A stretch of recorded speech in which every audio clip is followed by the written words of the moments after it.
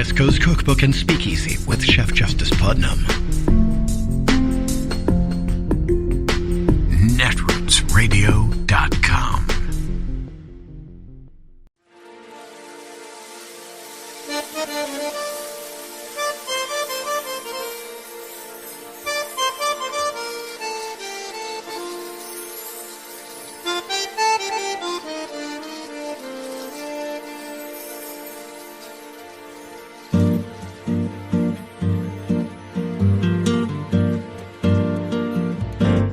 Je voudrais du soleil vert, des dentelles et des théières, des photos de bord de mer, dans mon jardin d'hiver.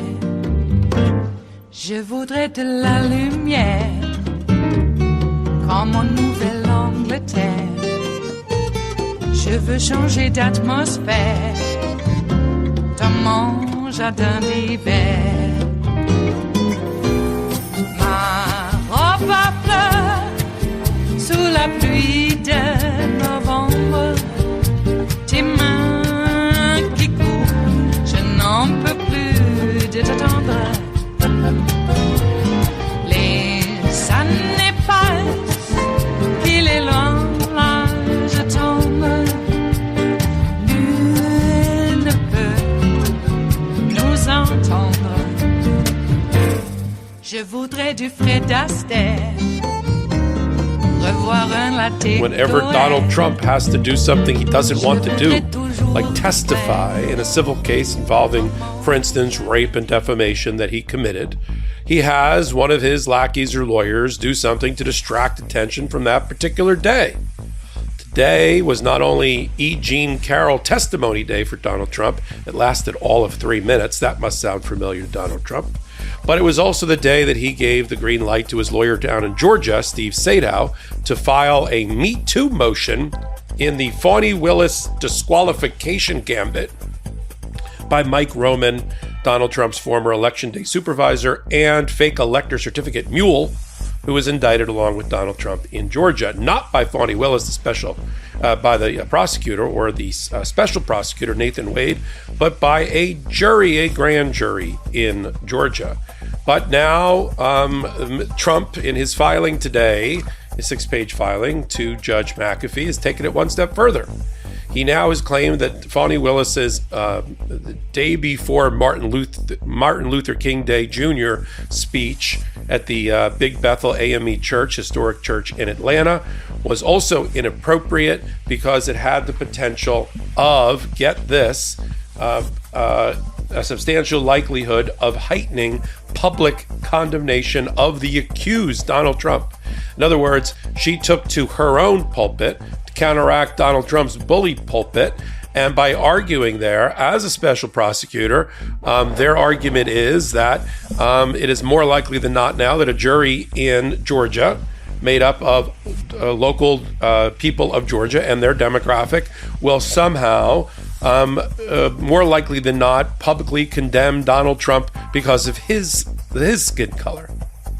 I mean, Donald Trump, every prosecutor or attorney general that's not white that has gone after him because that's where the facts and the law lead, such as Fani Willis, the Fulton County District Attorney, such as Alvin Bragg, the Manhattan District Attorney, that'll be trying his case involving false business records against Donald Trump arising out of the Stormy Daniels hush money cover-up affair in March, and Letitia James, the New York Attorney General, that just concluded an 11-week trial against Donald Trump to prove that his companies are a persistent fraud and a scourge upon the business world of New York, to disgorge him, take away, claw back up to $500 million of his money and bar and ban him from ever serving in the real estate industry again.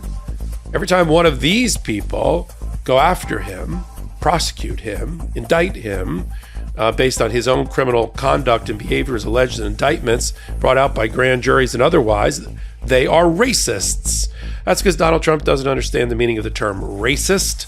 He just thinks it means if a black person goes after a white person, that must mean that they are racist. That's the best I can do with Donald Trump's theories. So now you've got him turning the world upside down and claiming that because Fani Willis, in her own way, in her own unique way, passionately defended herself at the speech at the church without naming names, that will somehow bring down a severe consequence on him, Donald Trump, in front of a jury in the future, and therefore she should be, according to Mike Roman and now Donald Trump joining in with this filing today, she should be removed. But they go further. They want the indictment dismissed. Their argument is, as my chair falls down, their argument is that the indictment is somehow infected with her racial bias, a racial bias that even Steve Sadow admits is only exhibited by a speech she gave 2 weeks ago. And they miss another critical factor, which I'm sure the judge Scott McAfee, when he hears oral argument in a hearing, which will be televised on the Midas Touch Network on the 15th of February, and we'll comment on it at that time, I'm sure Judge McAfee is not going to fall for this. He may not be pleased with Nathan Wade and kind of sucking the world of this criminal indictment and prosecution into his a little bit sordid divorce world. And he may not be pleased with Fani Willis's judgment in her personal life to apparently date or go away on trips with Nathan Wade. But what does it have to do with the grand jury in Georgia and the sanctity of that grand jury, having heard evidence and testimony indicting Donald Trump and 14 others, including Mike Roman? What does it have to do with a special purpose grand jury guiding the prosecutor for 4 months and recommending 20 people be indicted, including Donald Trump and Mike Roman? What does that have to do with anything? What she does in her off hours. And they try to, in this very convoluted way, argue that under the Georgia rules of conduct related to prosecutors, that prosecutors, for instance, they say Rule 3.8 applies here, special responsibilities of a prosecutor, and that under little g of that rule, that a prosecutor in a criminal case shall refrain from making extrajudicial comments, that means comments outside the courtroom, that have a substantial likelihood of heightening public condemnation of the accused. How defending herself about appointing Nathan Wade to be the special prosecutor and her deputy, how that creates a situation of prejudice for Donald Trump because she gave the speech in a black church. I got bad news for Donald Trump. Whoever the jury is that's picked in Atlanta, it is more likely than not going to be Lily White. I've spent a lot of time in Atlanta. Okay, the demographics of Atlanta, as are most cities, is diverse. And he's going to get a diverse jury. I know Donald Trump only wants to go to a criminal trial or other trial that's filled with MAGA in the box because he'll get acquitted. At least he thinks that. But that's not how fair and impartial juries work. And again, I am at a loss to explain. I don't think Steve Sadow is going to be able to either, other than trying to embarrass Fani Willis, to explain how Rule 3.8 applies to this particular scenario. Again, we can sit around and question Fani Willis's decision about her dating life. The fact that I even have to talk a bit about her dating life is a little bit disconcerting and gives bad optics to the whole thing. But that's going to lead to the dismissal of an indictment against Donald Trump. What does that have to do with, the criminal conduct that the grand jury evaluated and indicted? Again, prosecutors don't indict. Grand juries indict. Now, I have another hot take that's running right now where I suggest that it may be time for Mr. Wade to exit stage left. And that may be the best result here. I think, just not that he's done anything unethical, nor has she. And some of the laws that they've cited in their briefing are no longer applicable. Honest service, somehow arguing that she's keeping her boyfriend employed so that she can go away on trips. I mean, the total amount that this guy spent on vacations, 2 vacations over a couple of months, was $6,000. Sounds pretty frugal to me. Even the New York Post had a hard time making much of that. $6,000 vacation spree. These people have never gone on a vacation if they think that's a lot of money. In any event, it's not unethical. And that's been the problem. But of course, I'm surprised that they waited so long, except as I said at the top of the hot take, Donald Trump times all of his filings and all of his cases in order to give him cover for whatever else is going on in the other cases that are bad for him. So on a day when he's about to testify in E. Jean Carroll, you know he's going to drop a bomb somewhere else to divert attention and to have, media go chase that story. And he did it again today. They could have filed this weeks ago. She gave that speech on Sunday, January 14th. Last I looked, that was 11 days ago. This is a 6-page motion. This took them all of an hour and a half to draft. But they didn't want to file it the day after she gave the speech or 2 days after she gave the speech. They wanted to file it off in coordination with Alina Hava and Boris Epstein, the in-house lawyer for Donald Trump, so that they could get maximum benefit, maximum collateral damage. And that's why it was filed today. I'm calling it out. And I also find it interesting, continue to find it head-scratching, that Jennifer Little is still representing Donald Trump, along with Steve Sadow. Jennifer Little has cooperated and has given testimony to Jack Smith in the D.C. election interference case and in the Mar-a-Lago case. Why? Because she was one of the lawyers that told Donald Trump, if you don't properly comply with the subpoena that's been issued, this is before the search warrant was executed. If you don't comply with the subpoena and you play hide the boxes and whack-a-mole, right, and a three shell Monte game with the government and with federal officers and the Department of Justice and the FBI and federal judges, you may end up committing crimes and going to jail. That's Jennifer Little. So I don't know if this is a case of keep your enemies close, keep your friends close, keep your enemies closer, but Jennifer Little remains on the Trump payroll. I find that more interesting than anything that's contained in the 6 pages that was filed, that Jennifer Little remains on this case and representing Donald Trump. Look, we'll continue to follow all of this, the tactical attempted advantage that Donald Trump gets from using the multiple cases against himself, waiting to file things in his favor when bad things happen in other cases in order to detract attention and the like. When he can't get the filing happens, he of course pushes the button and MAGA Congress will do something related to Hunter Biden or something like that. And so it's all a coordinated strategy by Donald Trump to try to lessen the negative impact of things that happen to him that go wrong in the courtroom. It is Monday, the 29th of January of 2024, and you are in West Coast Cookbook and Speakeasy. I am your chef de cuisine, Justice Putnam. Gunner the English Bulldog is our snoozing sous chef. Precious, our little Yorkie, is a little bit under the weather.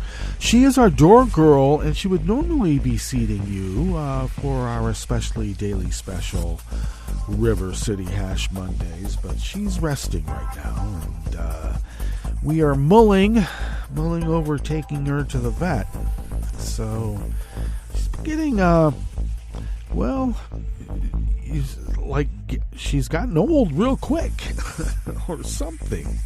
It's a bit worrisome. She's not her spry self and not bouncing around.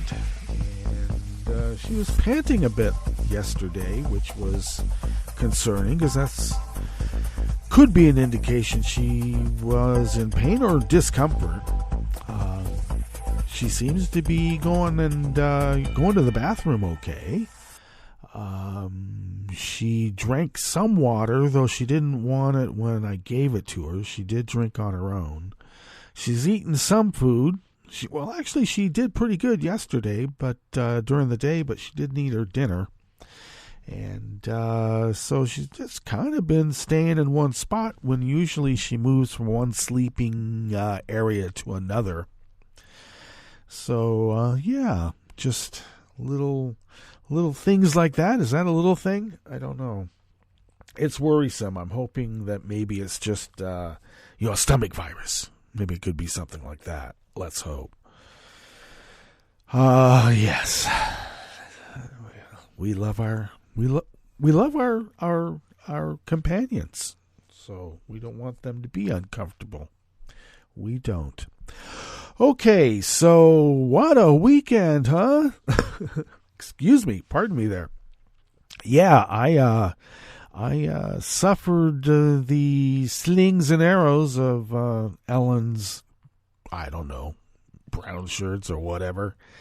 I had simply stated, after a Nazi Jew hater on Holocaust Remembrance Day, was just saying vile things, like here's some ovens, and, just, vile.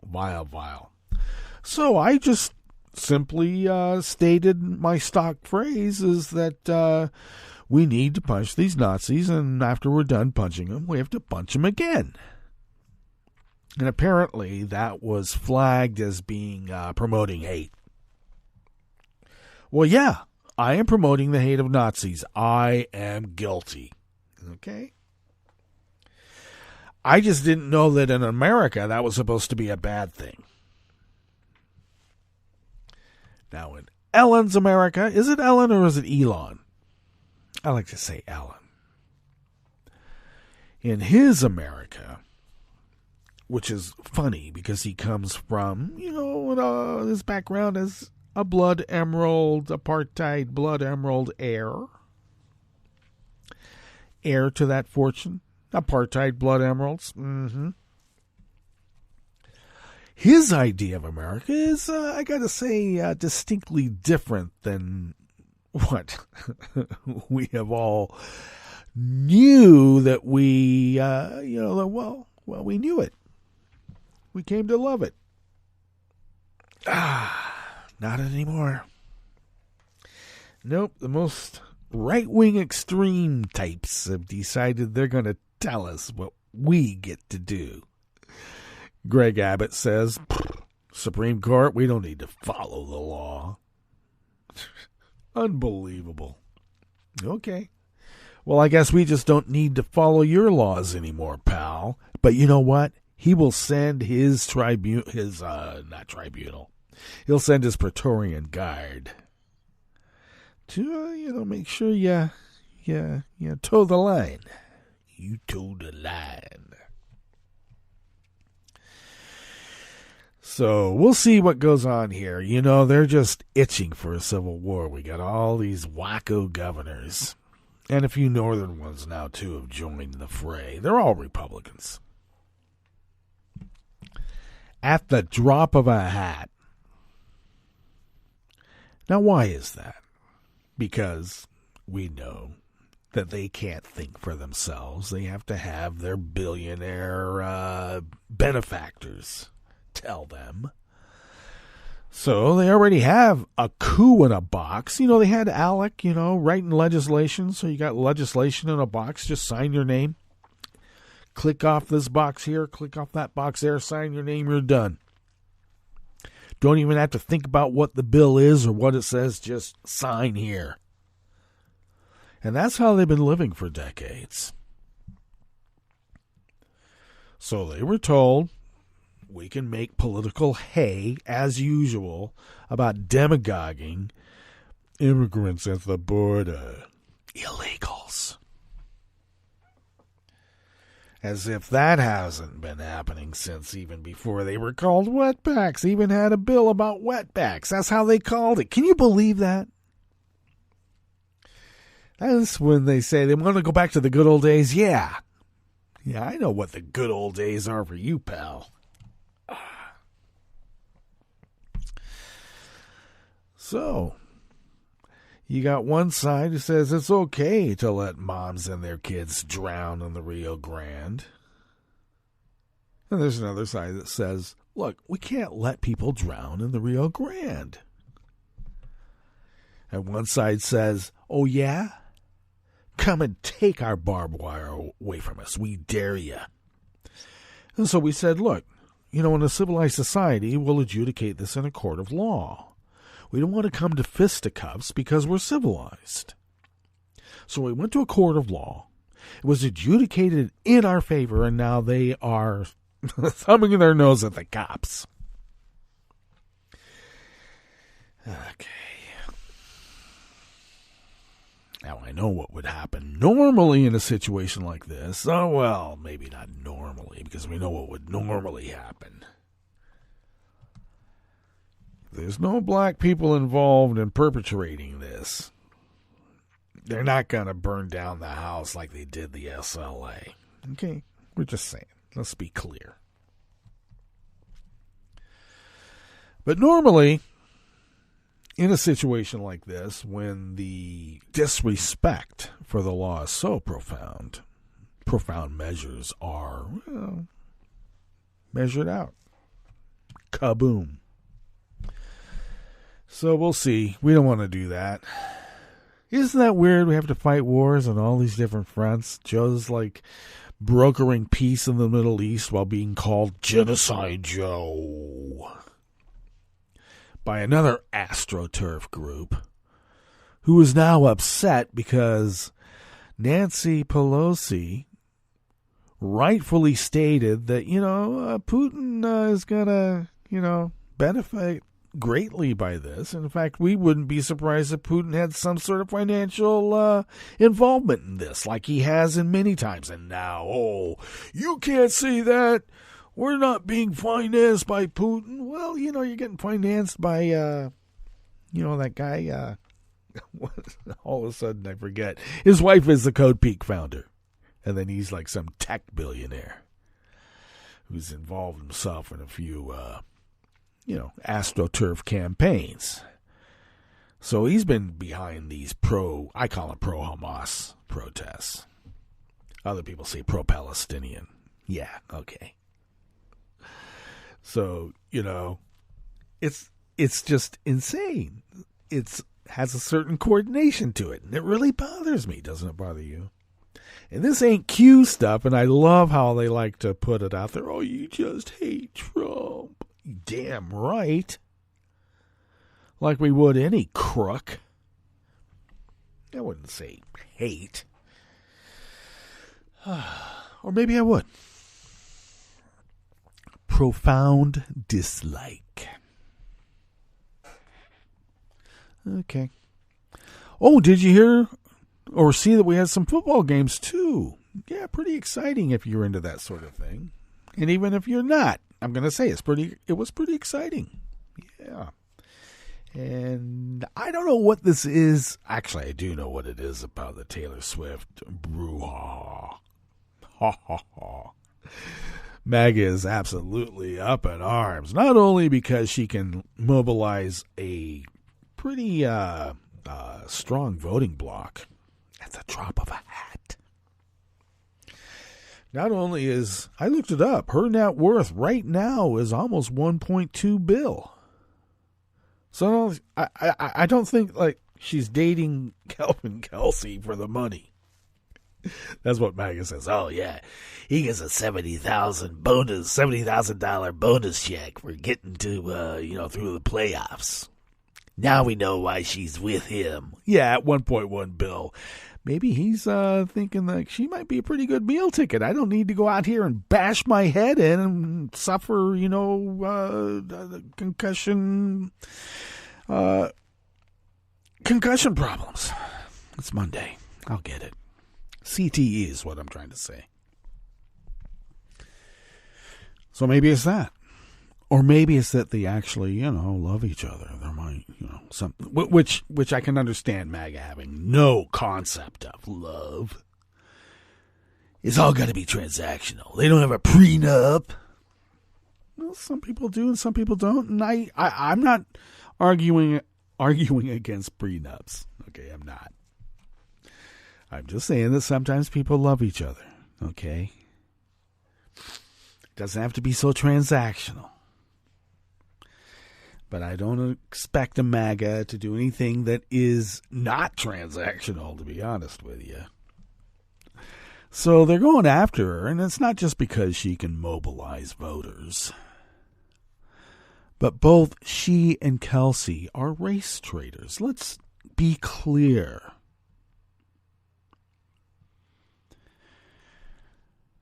They are race traitors, and MAGA hates race traitors, and they're going to let everybody know. Why do they always bring race into it? Because that's what they do. What's going on at the border except abject racism?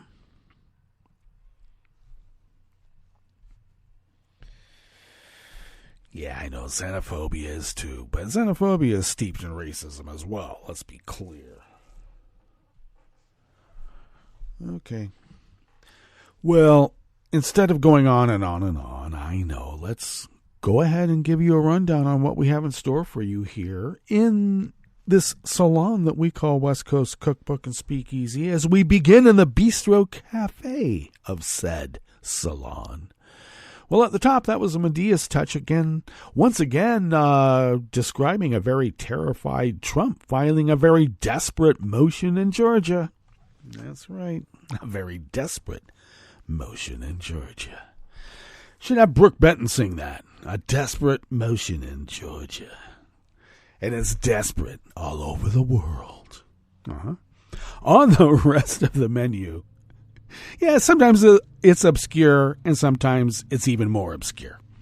On the rest of the menu, an Oregon weekly newspaper that had to lay off its entire staff after its funds were embezzled by a former employee, will relaunch its print edition next month.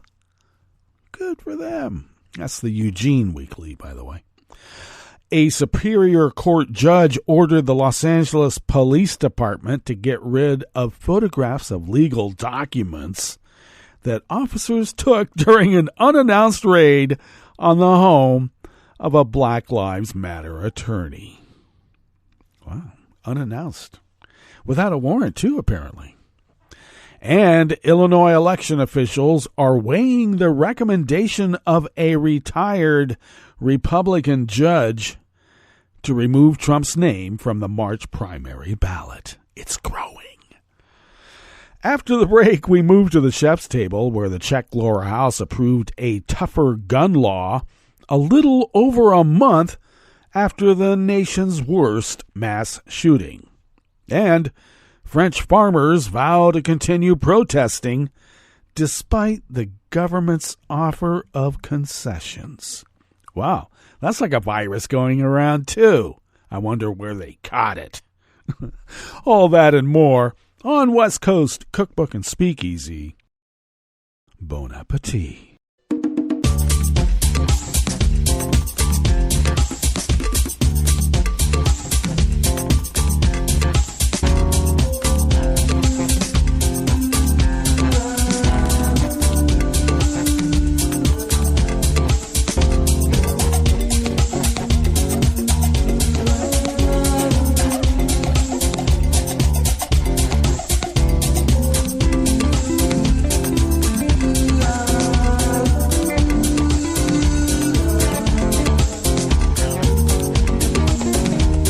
To the bottom of our homepage at netrootsradio.com. To the right of the page is the chat room link monitored by Kelly Lincoln. Thank you, Kelly. Across the page to the left from that chat room link near the bottom of our homepage at netrootsradio.com is the link to our Patreon page. And if you could become a recurring Patreon of Netroots Radio, and if you could possibly send us what you might spend on an espresso-type coffee drink once a month, thus becoming a recurring Patreon of Netroots Radio, it really does help us pay our bills, especially this time of year. You know, like in medical insurance industry, this is when the bulk of your copay is paid. Same here.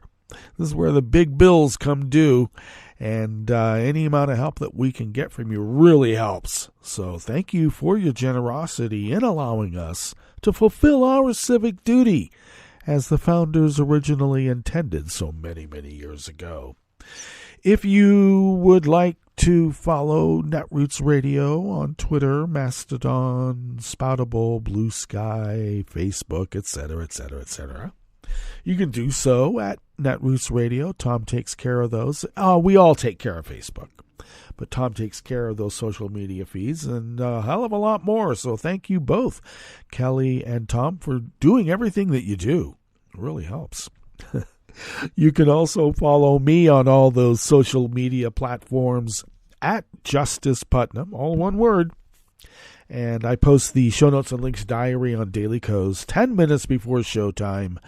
And that way you can get to the actual articles written by the actual reporters.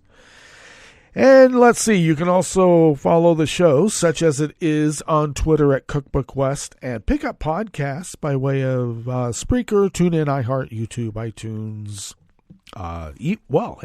We're on Apple Podcasts, of course, but now we're also on Audible and Amazon. So Amazon over there, and also on Audible. Hey, okay. I don't know if that's making the big time, but we're there. So you can listen as you see fit. This first offering here in the Bistro Cafe of West Coast Cookbook and Speakeasy is out of the Associated Press by Claire Rush. An Oregon weekly newspaper that had to lay off its entire staff after its funds were embezzled by a former employee will relaunch its print edition next month, as editor said. A move made possible in large part by fundraising campaigns and community contributions. The Eugene Weekly will return to stands on February 8th with roughly 25,000 copies, about 6 weeks after the embezzlement forced the decades-old publication to halt its print edition, editor Camilla Mortensen said. It has been both terrifying and wonderful, Mortensen told the AP, describing the emotional roller coaster of the last few weeks. I thought it was hard to run a paper. It's much harder to resurrect a paper. The Alternative Weekly, founded in 1982 and distributed for free in Eugene, one of the largest cities in Oregon, had to lay off its entire 10-person staff right before Christmas. It was around that time that the paper became aware of at least $100,000 in unpaid bills and discovered that a now former employee who had been involved with the paper's finances had used its bank account to pay themselves around $90,000. They is not a plural. Additionally, multiple employees, including Mortensen, realized that money from their paychecks that was supposed to be going into retirement accounts was never deposited. The accused employee was fired after the embezzlement came to light. Well, why did you throw him in jail? The news was a devastating blow to a publication that serves as an important source of information in a community that, like many others nationwide, is struggling with growing gaps in local news coverage. That's a polite way of saying Sinclair has taken over everything, and they're going to ram their right-wing Nazi BS down our throats by hook or by crook. Back to the article at hand. The Eugene Police Department's investigation is still ongoing, and forensic accountants hired by the paper are continuing to piece together what happened. Since the layoff, some former staff members have continued to volunteer their time to help keep the paper's website up and running. Much of the online content published in recent works has been from journalism students at the University of Oregon, located in Eugene, and from freelancers who offered to submit stories for free.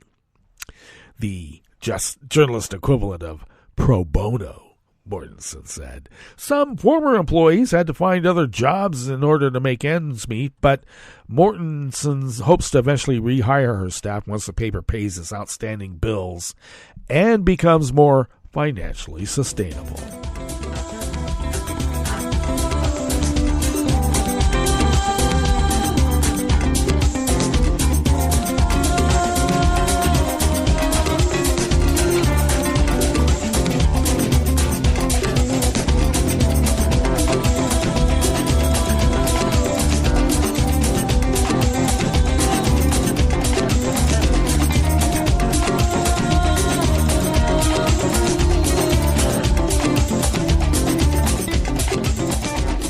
Jake Openhearts of the Associated Press brings us this next offering here in the Bistro Cafe of West Coast Cookbook and Speakeasy, River City Hash Mondays. A judge has ordered the Los Angeles Police Department to get rid of photographs of legal documents that officers took during an unannounced raid on the home of an attorney representing a prominent Black Lives Matter activist. The attorney, Dermot Gibbons, said roughly a dozen L.A. police officers descended on his townhouse, ordering him to stand outside as they executed a warrant. When he went back inside, Gibbons said he saw an officer photographing documents left on his kitchen table related to a lawsuit filed against the department on behalf of Melina Abdullah, the co-founder of the Los Angeles chapter of Black Lives Matter. Abdullah has alleged officers violated her civil rights in 2020 by forcing her out of her home at gunpoint after receiving a hoax call about a hostage situation there. She was swatted. The papers, photographed by police, contained portions of Mr. Gibbons' case file and potentially attorney work product related to Abdullah's case, according to an application in Los Angeles County Superior Court requesting that police destroy or return the materials and provide a copy of the warrant used to justify the search. On Friday last, Judge Rupert Birdsong granted that request. Gibbons said he had not received confirmation from the LAPD or any information about the warrant as of Saturday night. According to Gibbons, police said they were responding to a GPS tracker located near his home as part of their search for a young man named Tyler. After surrounding the townhouse with guns drawn, officers in tactical gear ransacked his house, emptying drawers, opening a safe, and rifling through his briefcase. Gibbons said he has lived in the house for more than 2 decades and did not know anyone who matched the name and description of the person police claimed to be looking for. The raid was first reported on Friday night by the Los Angeles Times.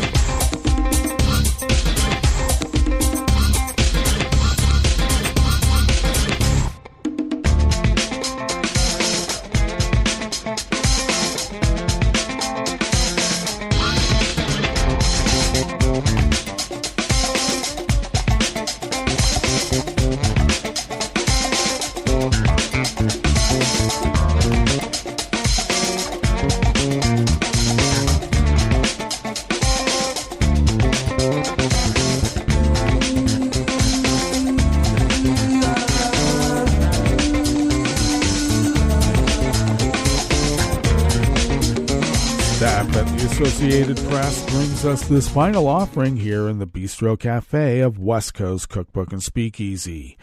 Trump should be removed from Illinois' primary ballot, but the decision should be left to the courts, a retired judge recommended yesterday, Sunday, to the state's election board, arguing that it was clear Trump engaged in insurrection in the January 6, 2021 attack on the U.S. Capitol.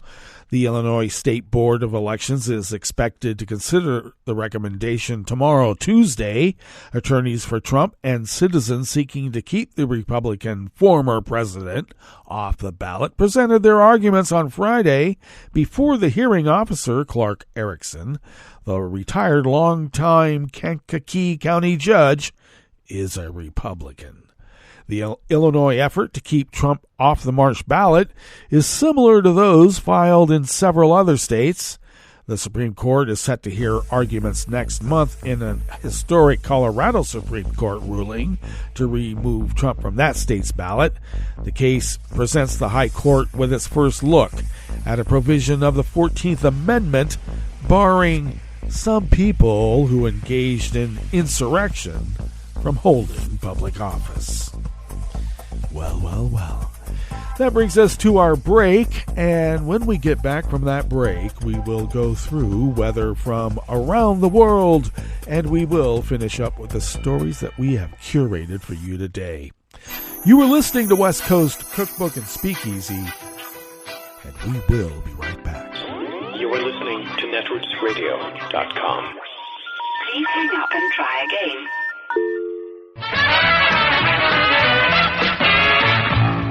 From a point at sea to the circles of your mind, a new force is at work for planetary transformation.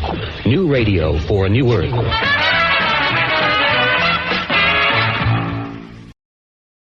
This is Take Two Movie Review. I'm Mike Friend. This week, dark fun. Driving home the night the nominees were announced, I heard a pundit say, there are Oscar-nominated films, and then there's Poor Things. It's a safe bet you've never seen anything like Yorgos Lanthimos' adaptation of Alistair Gray's 1992 novel. This one might be the most bizarre coming-of-age/road trip adventure ever. Set in an alternative Victorian London full of bizarre what-if technology and biology, a design known as steampunk, our protagonist is Emma Stone's character, Bella Baxter, who is, avoiding spoilers here, what we'll call a composited being, created by a Frankenstein-like Dr. Godwin Baxter, known as God for short, really, who's brought off by William Dafoe. Okay, slight spoiler, Bella has the brain of a child, and the film is basically her growing up, physically, intellectually, and sexually, especially after escaping from God and his assistant and her betrothed Max to go on a steamship cruise with God's debauched lawyer Duncan, Mark Ruffalo.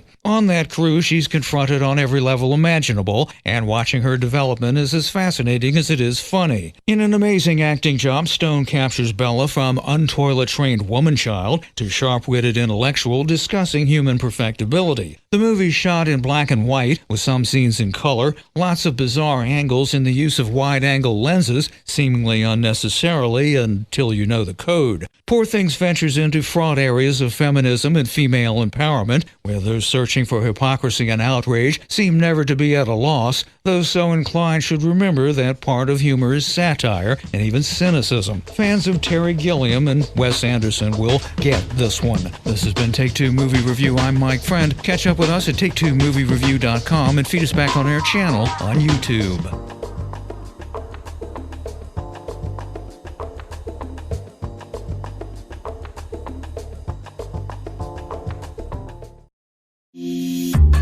This program is presented by the Centers for Disease Control and Prevention.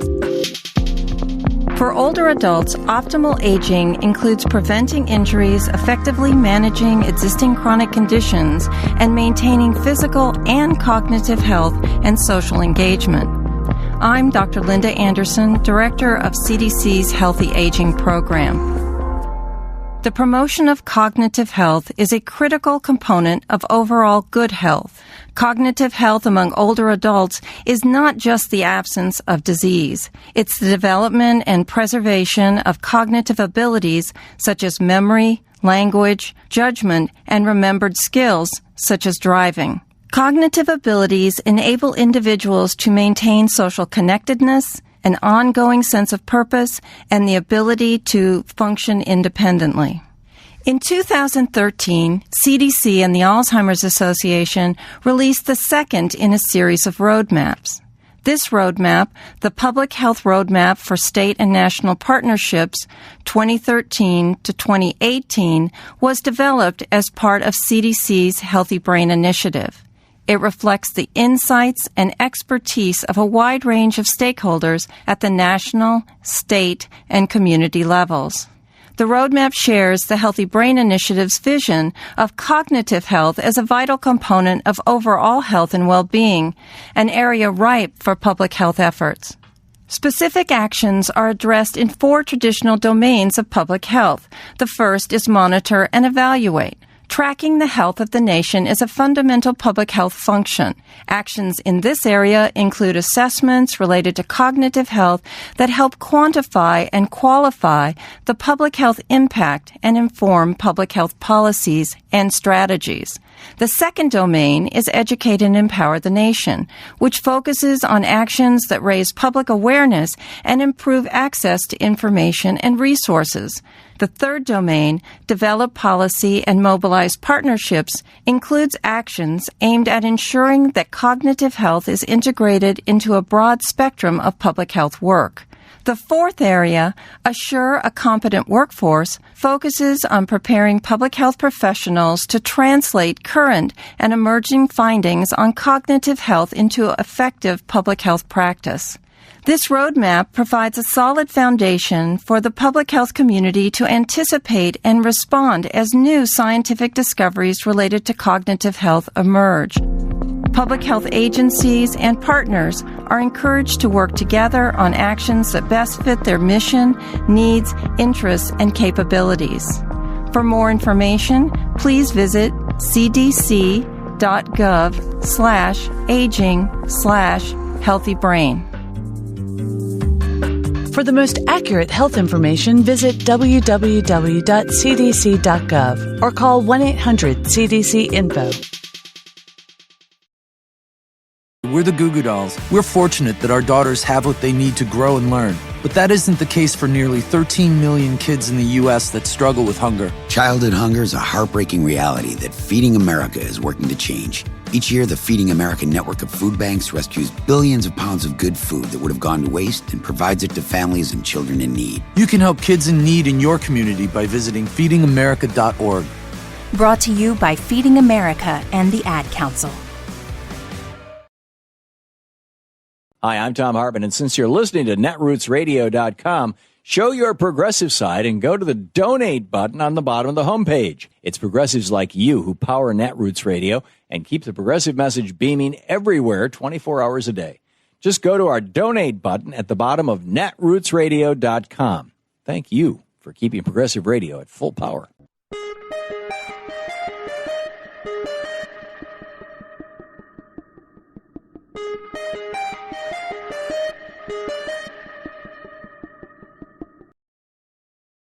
You're listening to the American Democracy Minute, keeping your government buy-in for the people. Opinions in 2 North Carolina cases offer both good news and bad. A sweeping voter suppression bill was temporarily blocked, but a gerrymandered state Senate map diluting black voting power was upheld. Sweeping voter suppression bill HB 747 shortens the number of days when mail-in ballots can be received, limits notifications to a voter before removal from the voter rolls, allows poll observers to take pictures of voters in the polling place, and loosens restrictions on who can challenge another voter's ballot, among many voter suppression tactics. Democracy Docket reports there are 3 lawsuits challenging different provisions of the bill. A provision targeting voters who register and vote on Election Day, used more by mobile, housing-insecure voters of color and younger voters, does not give those voters a chance to cure a registration or ballot issue, resulting in their ballots being thrown out. The temporary injunction stops rejection of those ballots during the state's March 5th presidential primary. In another court, democracy groups challenged the North Carolina legislature's latest state Senate redistricting map as diluting black voting power in 5 Northeast counties. Governor Roy Cooper had vetoed the map, but was overridden. The judge found there wasn't sufficient evidence that black voters met the criteria for a majority-minority district. We have more on the cases and the groups taking action at AmericanDemocracyMinute.org. I'm Brian Beal. I'm Rick Smith, and this is Labor History in 2. On this day in labor history, the year was 1912. That was the day striking worker Anna Lopiazzo was shot and killed by local police during the pivotal Bread and Roses strike in Lawrence, Massachusetts. In what is considered one of the most important strikes in American labor history, the industrial workers of the world had organized a strike that brought out more than 30,000 textile mill workers at the American Woolen Company. Workers had been on strike for most of the month, picketing, marching, giving speeches, and stopping scabs. Their banners demanded a living wage and dignity, bread and roses. That day, there were workers' parades among pitched battles between strikers, police, and scabs. Gunfire erupted. According to Big Bill Haywood, 19 witnesses saw police officer Oscar Benoit shoot Anna Lopiazzo. The shooting provided the mill owners with an opportunity to crack down on the strike. Martial law was instituted, and all public meetings and marches were banned. The leading IWW strike organizers, John Edor and Arturo Giovannetti, were arrested for her murder, despite the fact that they were 2 miles away from the scene. Though they were eventually acquitted, their imprisonment removed them from directing the day-to-day work of the strike. But who was Anna Lopiazzo? According to Bruce Watson, author of Bread and Roses, Mills, Migrants, and the Struggle for the American Dream, if America had a tomb of the unknown immigrant paying tribute to the millions of immigrants known only to God and distant cousins compiling family trees, Anna Lopiazzo would be a prime candidate to lie in it. And indeed she was for 88 years, until retired IBEW 2321 business manager David Morris worked to get a headstone decorated with the Bread and Roses symbol of grain stalks and a rose for her pauper's grave. Labor History in 2 brought to you by the Illinois Labor History Society and The Rick Smith Show.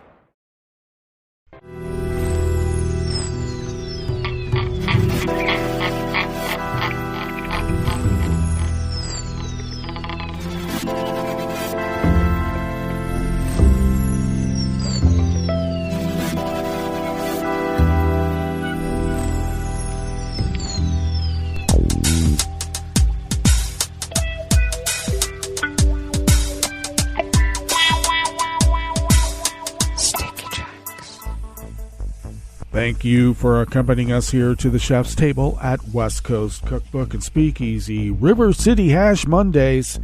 We always begin weather from around the world along the banks of the Rogue River in the Rogue River Valley of Southern Oregon on the west coast of the continental United States of America, where it is 48 degrees Fahrenheit, foggy conditions, and we are also under a high wind watch, which will actually begin later today, lasting through Tuesday into Wednesday. Let's see, we are going to be much warmer than we've been. In fact, near record high temperatures of about 70 degrees. Partly cloudy skies this morning. Will be overcast in the afternoon. Winds light and variable. Overcast tonight with lows in the upper 40s. Winds light and variable. Then cloudy tomorrow.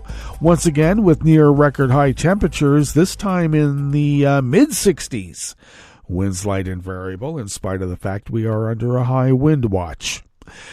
Pollen is rated as none here in our little hamlet of Rogue River, and the air quality index for the region is in the good range at 12 parts per million, and that daytime UV index is low at level 1. Barometric pressure is falling at 30.04 inches. Visibility is down to 1 mile. And relative humidity is at 96%. Weather from around the world is brought to you by a crowd of crowdsourced weather stations that a crowd crowdsources from around the world, and that is the Weather Underground. London is 52 degrees and cloudy. Paris is 56 degrees and sunny. Rome is 58 degrees and sunny. Bagram is 36 and fair. Kyiv is 26 and partly cloudy. Hong Kong is 62 degrees and partly cloudy. Tokyo is 45 and partly cloudy. Melbourne, Victoria, Australia is 66 degrees and partly cloudy. San Francisco, California is 55 degrees and sunny with a beach flood advisory. Chicago, Illinois is 32 degrees and cloudy, and New York, New York is 38 degrees Fahrenheit and cloudy with a small craft advisory. And that is weather from around the world, brought to you by a crowd of crowdsourced weather stations that a crowd crowdsources from around the world.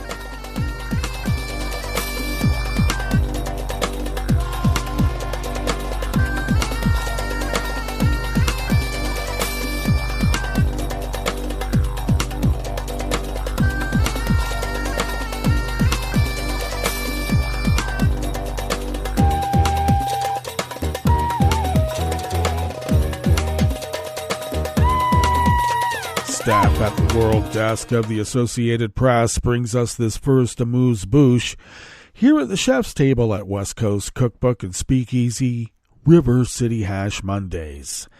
The Czech Parliament's lower house approved an amendment to the country's gun law that tightens requirements for owning a weapon more than a month after the worst mass killing in the nation's history. The legislation now goes before the Senate, and if approved there, must then be signed by President Petr Pavel before becoming law. On December 22nd, a lone shooter killed 14 people and wounded dozens before killing himself at the Charles University building in downtown Prague. The assailant was a 24-year-old student who had a proclivity for firearms with a license to own 8 guns, including 2 long guns. Authorities said he had no criminal record and therefore did not attract the attention of authorities. Parliamentary debate on the legislation had already begun before that shooting. The Interior Minister has said it was hard to speculate whether the new rules would have prevented it if they had been in effect before it took place.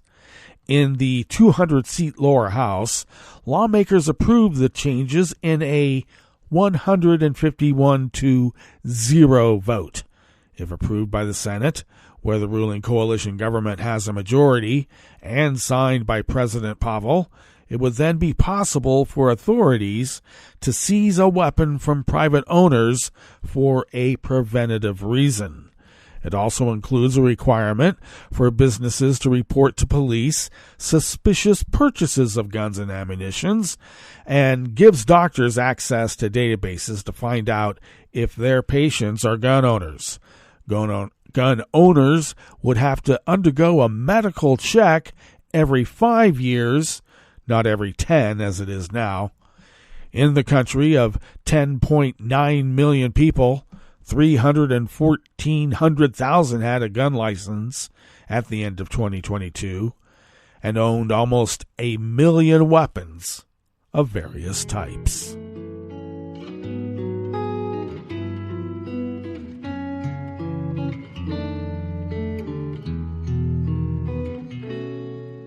Je te donne ce mon amour pour la vie entière. La promesse de me trouver à tes genoux. Aussitôt que tu m'appelles, rester toujours fidèle. C'est tout, c'est tout. Je te donne tous mes printemps, mes étés de mer. Mes automnes, quand les feuilles tombent partout. Si ce n'est pas une bonne affaire, je te donne tous mes hivers. Sylvie Corbet of the Associated Press brings us this final amuse-bouche here at the chef's table at West Coast Cookbook and Speakeasy. Angry French farmers threatened to converge on Paris in the coming days as traffic barricades were only partially lifted on the country's major roads. The developments came a day after the government announced a series of measures that farmers said did not fully address their demands. The farmers' movement, seeking better remuneration for their produce, less red tape, and protection against cheap imports, has spread in recent days across the country, with protesters using their tractors to shut down long stretches of road and to slow traffic. They've also dumped stinky agricultural waste at the gates of government offices. The less red tape that they're looking to get rid of basically is regulations that prevents them from using pesticides and other poisons that would poison people. I'm just saying. While some of the barricades were gradually lifted on Saturday, highway operator Vinci Autoroutes said the A7, a major highway heading through southern France, was still closed. Some other roads were also partially closed, mostly in southern France. Vinci Autoroutes noted that the blockades on 2 highways leading to Paris have been removed, as well as the major route to Spain. The highway from Lyon in eastern France to Bordeaux in the southwest has also been reopened, the company said in a statement. Near southwestern Agen, where the protest originated, the A62 highway was closed, with farmers gathering around fires fed by wooden pallets. In Agen City Center, a plaza close to the prefecture building still looked like an open-air dump after protesters heaped tires, hay, manure, and pieces of wood. Some angry farmers were planning to give a new boost to the mobilization this week, threatening to block traffic around Paris for several days, starting last night, Sunday evening. The protests in France are also symptomatic of discontent in agricultural heartlands across the European Union. The influential and heavily subsidized sector is becoming a hot-button issue ahead of the European Parliament elections in June, with populist and far-right parties hoping to benefit from rural disgruntlement against free trade agreements, burdensome costs that have been worsened by Russia's war in Ukraine and other complaints. In recent weeks, farmers have staged protests in Germany, the Netherlands, Poland, and Romania. Well, that brings us to the end of our broadcast period for the day, but you do know Netroots Radio broadcasts on, and we will meet up here tomorrow for Tarrytown Chowder Tuesdays. So do stay tuned to Netroots Radio all day and all night for all the breaking news as it breaks. And we will meet up here tomorrow, right here, in West Coast Cookbook and Speakeasy. Bon appetit.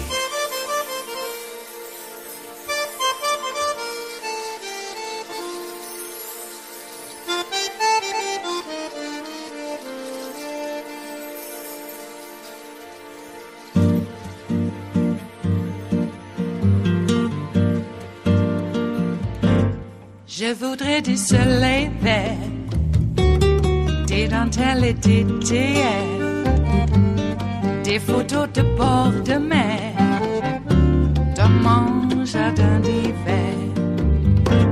Je voudrais de la lumière, comme en Nouvelle-Angleterre.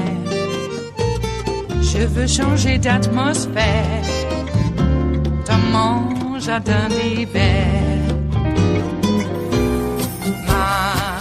À fleurs sous la pluie de novembre, tes mains qui courent, je n'en peux plus de t'attendre. Les années passent, il est loin, là je tombe. Nul ne peut nous entendre. Je voudrais du Fred Astaire, revoir un latte Goer. Je voudrais toujours te plaire dans mon jardin d'hiver.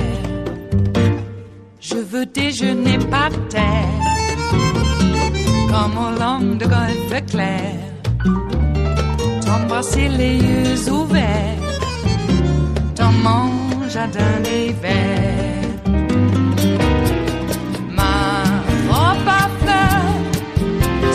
Pluie de novembre, tes mains qui courent, je n'en peux plus de t'attendre. Les années passent, il est loin, là je tombe. Nul ne peut nous entendre. Ba-da-da-dum-di-da-dum. Ba-da-da-dum-di-da-dum. Ba-da-da-dum-di-da-dum. Dans mon jardin d'hiver. Ba-da-da-dum-di-da-dum. Ba-da-da-dum-di-da-dum. Ba-da-da-dum-di-da-dum.